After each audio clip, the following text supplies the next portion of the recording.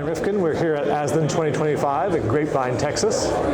Dalia Dawood from Riverside, California, and we have the pleasure of interviewing Dr. Florescu from Nebraska. Yes. I really wasn't aware that he is originally a plastic surgeon who has a head and neck surgeon actually, who had done a great job with all of the beauty surgery, facelift, neck lift, and I was telling him I might be a customer or a client coming soon. Yes. So I was really amazed to learn that today during your presentation. So how did you make that turn toward renal access surgery? Yeah, because I was trained back in Romania at the end of 90s to do this. I was in it was a very competitive place, very difficult to get into that residency. You basically had to be in the first 100 out of about 5,000 medical student absolvents to pass an exam and then to get into that specialty. I really love it, and I thought I can do that in the United States, but as a foreign graduate, it's almost impossible to do that, which I think is fair.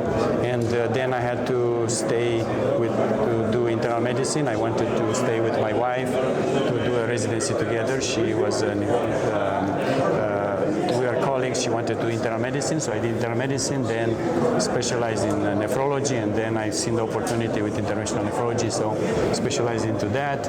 Then I finished my training in 2006, went for training interventional nephrology, then opened up interventional nephrology in Omaha, Nebraska at the University of Nebraska Medical Center in 2008, and since then we grew the program, we did more procedures. We are training a lot of fellows to do interventional nephrology, and I did inventions on 2 medical devices related to dialysis vascular access, 2 startup companies, collaboration with Silicon Valley and other companies, working to develop those 2 medical devices, doing a large volume of interventions, trying to open up new avenues in collaborating with plastic surgery to do liposuction to superficialize dialysis vascular access. But also I'm a nephrologist. I have 2 clinics a week, and I see a lot of patients, inpatients. I'm the chief of nephrology at the VA Medical Center, and so you were trained as a vascular, like a plastic ENT, surgeon? I was a head and neck surgeon, ENT, and inside the head and neck surgery, I did an extra training to do plastic surgery of the face and advanced laryngeal cancer and neck reconstruction. And then you did another fellowship. And then I came to do internal medicine, nephrology, and interventional nephrology. So I have 11 years of training. Yes. Wow. So with that extensive training, obviously that crosses a lot of different things. When you came up with this idea, did you get a lot of pushback? Because that's not a typical thing you would think that a nephrologist in the United States would even consider, right? Pushback for what? For doing surgery. I think I'm a good negotiator, because I started interventional nephrology without too much support from my division chief. At that time, the chief at that time did not believe much into this. I had to go to navigate the politics of a large medical center, more than 1,000 beds, and to tell interventional radiology and vascular surgery and cardiology that I'm going to do procedures in the cath lab. I'm going to take procedures away from vascular and from interventional radiology.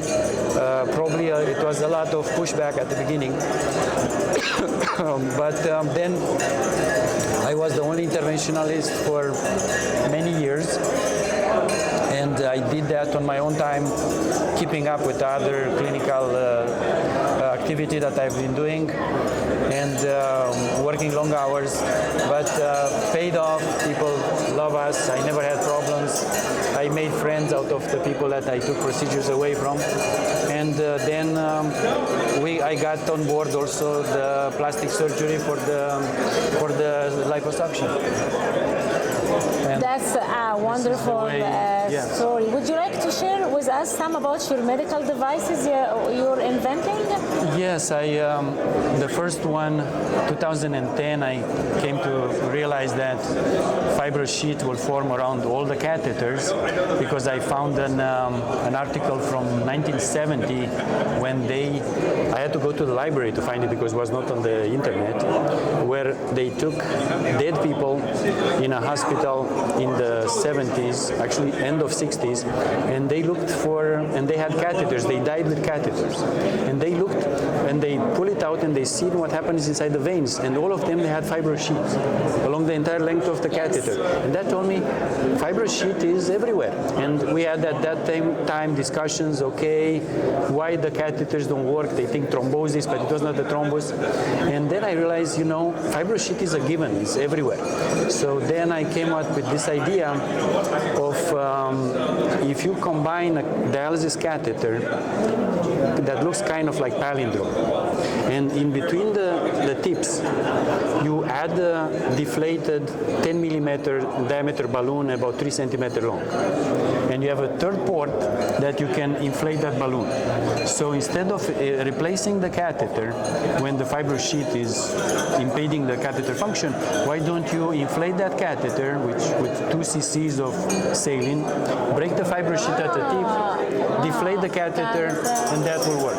Yes, without having to put without risk of infection, without procedure, and so on. So we've been working on that, created the prototype, got investors. It cost that about $2 million to create a prototype, go through FDA. We thought that we can do the FDA approval without the need for a human study, but the FDA changed their mind and now they want a human study. So now we are going through another round of raising money, new investors, diminishing our portfolio, and to do a human study in that, and that's one. The second one is I'm trying to optimize the geometry of the dialysis vascular access, basically of the fistula, in order to, so the geometry dictates the pattern of blood flow. So if you have a nice, let's say, physiologic anastomosis, geometry anastomosis, you will decrease the laminar flow and you'll have less perianastomotic stenosis. So less angled. Exactly. So if you need the anastomosis to look like an exit from the highway. Yes, smooth. And yes, smooth. And the best angle of bifurcation between the artery and the vein is about 135 degrees. That is shown in the studies of human anatomy with the bifurcation of arteries, and also by the computer simulation. I tried 3 different computer simulations, and you input the blood flow and the diameter of the vessels. About 135, 130 degrees angle of bifurcation is the optimal. So how do you create that? Because when you try to do the anastomosis like that, the vein will kick.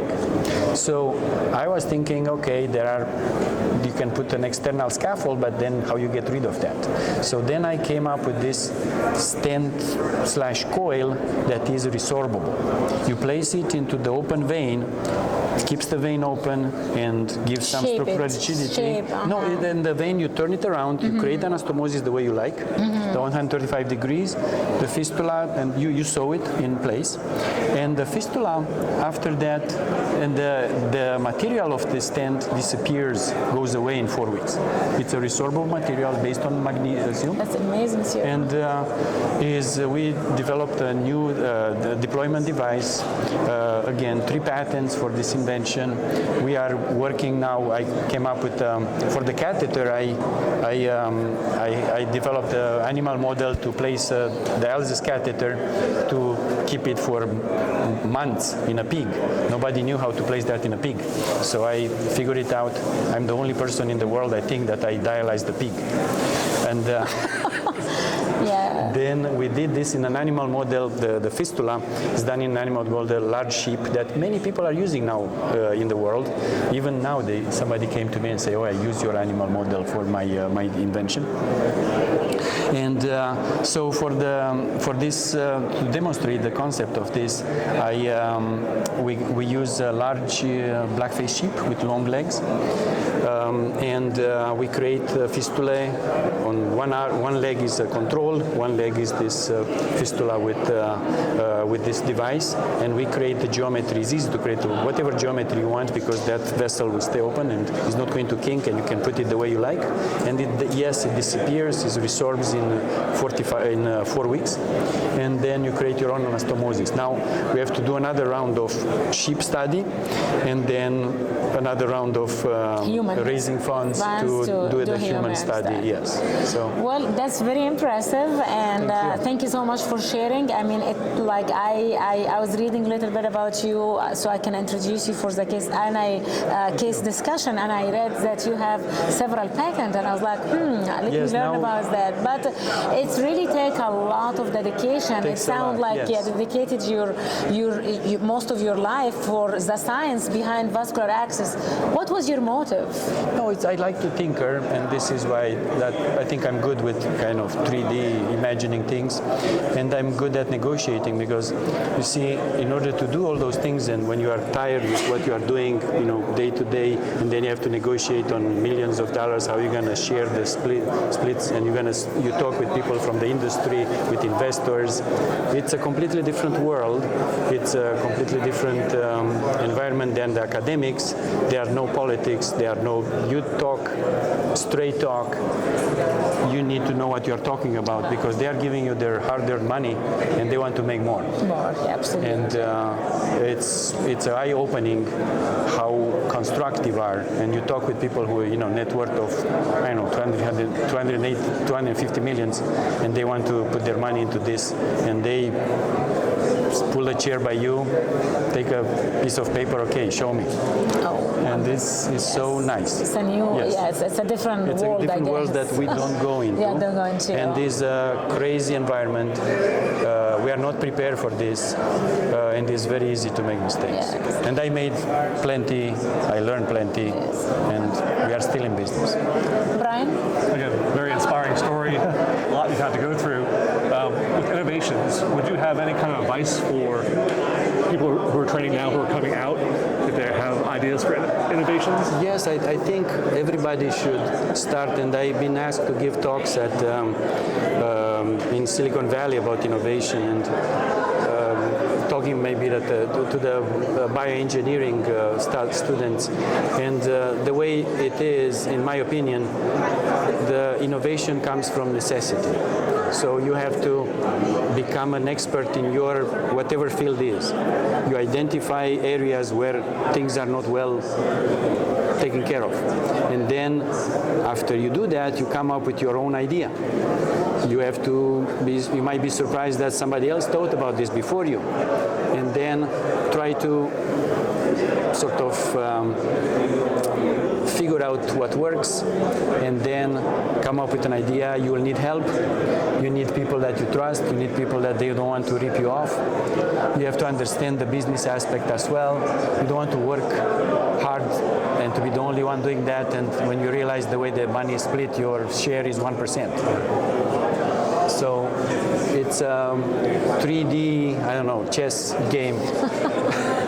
Very well said. Yes. So I know that you've been attending the meeting for so many years, because I've been attending for 10 years, and I think we missed you only a couple of meetings. So I would like to ask you, how did you observe the meeting is there a change? How's the meeting progressed in your eyes over the years? And what is your recommendation? I think the meetings are getting better and better. In the last, I would say, 4 or 5 years, I think interventional nephrology 10 years ago kind of veered away into more entering to more, I felt that is more about vascular surgeons, and now is back into interventional nephrology territory.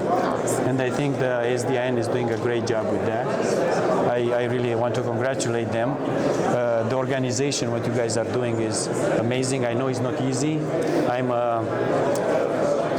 up to my neck into organizing other things in my life, and I know how hard it is and what an amazing job you guys are doing, because I think the topics are great. We have to be, in my opinion, interventional nephrology, keep the eyes open, see what we can, what procedures, what techniques we can pull towards us, like the liposuction is there for the picking. It's easy. Let's do it. Endovascular fistula, you guys are doing it now. Renal denervation. We're going to get you next year for debate about that. So Dr. Florescu believes that all fistulas that is deep would deserve a chance with liposuction. He really does not have any indication in his mind that you should go to surgery, which is invasive. So somebody made a comment that we should have a debate next year. Right. No, that is wonderful. I will be happy to. But again, I want to mention one thing. So if you don't need to reposition the vessel, so I'm not talking about that. So if the only indication is superficialization, liposuction can do it. If you need to change the position of the vessel, then liposuction has no role into that. But any fat can be sucked out of the place when it is. This is what I'm saying. It's common sense, yes. And we saw the result. It looks people are asking me about patency, and I told them, look, I haven't touched the vessel. It's not about patency, it's about the depth. The depth, yes, you're right. Right? All right. So do you have any words of wisdom for the members of ASDIN? You can just talk to the camera. Yes, thank you for inviting me. You guys are doing an awesome job. I would not be able to do such a good job that you guys are doing. I'm humble. You guys are doing great. Keep the same work. I admire what you are doing. Thank you. Thank you, Dr. Florescu. It was honor and pleasure meeting you today. I'm so happy we learned about your new invention. We wish you the best of luck with the investors, this kind of world is, we know, we're difficult, and we're looking forward to interview you next year and for so many years to come. Thank you. Let's hope that is going to happen that way. Thank you. Thank you. Thank you so much. Thank you for having me. Thank you. Thank you. Such Thank a pleasure. you.